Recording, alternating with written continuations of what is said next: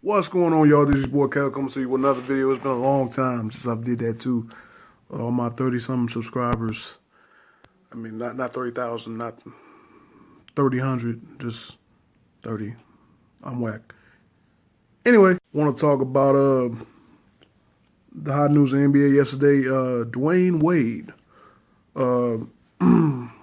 joining forces again with his best friend, LeBron James, as Wade signs a 1-year, $2.3 million contract with the Cleveland Cavaliers. Now, Wade, earlier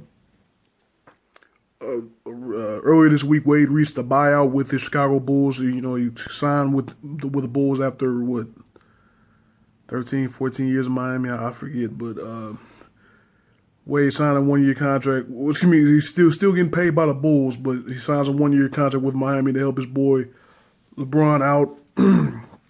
Again, both of those guys can chase ring number 4. I really dig this move. Because it gives Cleveland more depth. There were talks yesterday about could this be the deepest team that LeBron's ever had on the Cavs, and I think so. You got 4 or 5 former All-Stars. You got D Rose, Wade, LeBron, Love now, and then you have. You have the thing that Cleveland was lacking last year as far as defense. You have defenders like Crowder and Green, see what Green can give you. And, you still got those shooters, with the JR, you got Kyle Korver, and then you have ball handlers. You have somebody else other than LeBron in Rose, and then even Calderon. Calderon's going to get time. Handling the ball. And, most importantly, you have those other playmakers. You have this other playmaker in Wade. We'll see how they play it, though, but you have another playmaker in Wade to take pressure off of LeBron. Now, what I mean by taking pressure off of LeBron, just look at last year with Kyrie Irving. Cleveland, I still remember this stat. This stat, what was that? I think they showed this stat on ESPN a little bit after the finals was over, or maybe before the finals. But I still remember that Cleveland's offensive efficiency with LeBron and Kyrie. When both of those guys were on the floor, Cleveland was second in the league in offensive efficiency. With Cleveland, with LeBron on the bench, with LeBron in the game and Kyrie on the bench, Cleveland was 6th in the NBA. With LeBron on the bench and Kyrie in the game, Cleveland was dead last. I really wonder if Boston really looked at that stat line. Now LeBron has those guys, that can step in for him, and so he can get a rest. Because in the finals it was quite evident that another playmaker. That's what he meant by it. He needed another playmaker because Kyrie couldn't get it done. Kyrie on the floor alone. Cleveland without LeBron, Cleveland was dead last. Come on, man.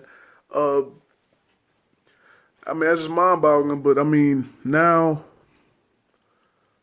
seriously, now there's really no more excuses for Cleveland. There never really was in the beginning. Because you have LeBron James. When you have LeBron James, you ain't got no excuse anyway. But I understand he's LeBron James, but he's going up against 4 All-Stars. 4 All-Stars, it was just too much for him. The guy averaged a triple-double. He averaged a triple-double. I think he was first man. I think he was first man in finals history. He was first man in finals history, averaged a triple-double in the NBA finals, and you lose in 5 games. Like, come on. You need somebody else, man. Like I said, you have Wade, you have Rose. Hopefully you never know how long those guys will hold up. Especially Rose with his history.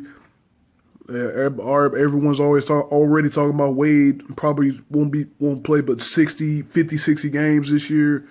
You still have Calderon as well.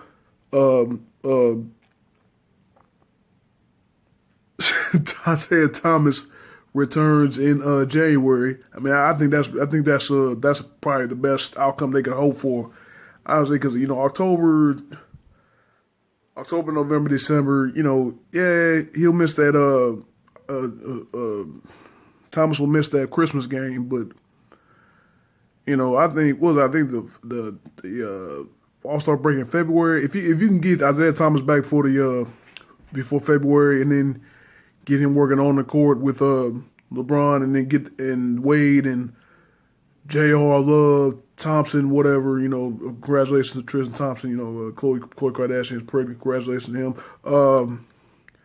When you get those guys working together, man, you get those guys with 2 or 3 months to develop a chemistry together on the floor, before playoff time. I think that's a huge benefit. I mean, but I can't speak. I definitely like the move of Wade going to Cleveland, man. Again, it gives them more depth, and they can go so many different ways, so many different lineups to use. Like I say, and Rose and Wade, they can actually afford to rest, certain games or whatever back-to-back games. Where NBA cut down on back-to-backs, but still, if they're playing the Charlotte Hornets one night, they can afford to let some guys sit, If they're facing the Brooklyn Nets, they can afford to let a couple guys sit, here and there, before a game against the Warriors, before a game against the Spurs, before a game against the Celtics or something like that. It's going to be a huge benefit. That's a huge benefit for Cleveland.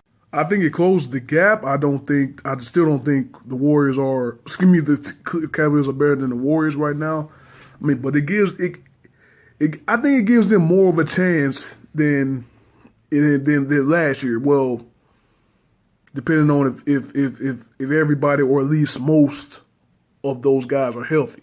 Yeah, I mean, all those guys may turn it into a 6 or maybe 7 game series. Well, I guess I could look at it from the other side too. Hey, Caleb, those guys were able to beat the Warriors, in 2016, with probably less than what the Warriors had, even without Durant or whatever. But, still Steph Curry wasn't playing as himself. And then, I mean, I hate to use that as an excuse, but Steph Curry, he was struggling in that 2016 series. He struggled in the 2015 series as well. But,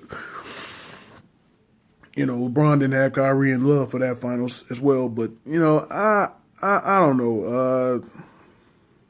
It's a great move. I mean, I like Wade in Cleveland, and like I said, LeBron's my favorite player. Wade's one of my favorite players to watch. It's going to be interesting with this Cavs team, man. Wade's wearing number 9. Wade's wearing number 9, man. That's going to be weird. All of these years of seeing him in the number 3 jersey, I still didn't get used to him in a Bulls jersey. I mean, nonetheless, got to look at him in the Cleveland Cavaliers number 9 jersey, man. That's gonna be crazy, but yeah, man. The best friends back together again. I don't know if we're gonna get as much magic as they were able to give us in Miami for those 4 years, 4 finals appearances, 2 championships, but I guarantee people gonna be tuning in. It's gonna be a show. Thank you guys for watching. Appreciate the views and whatever. Positive vibes only to y'all. And I'll see you on the next video.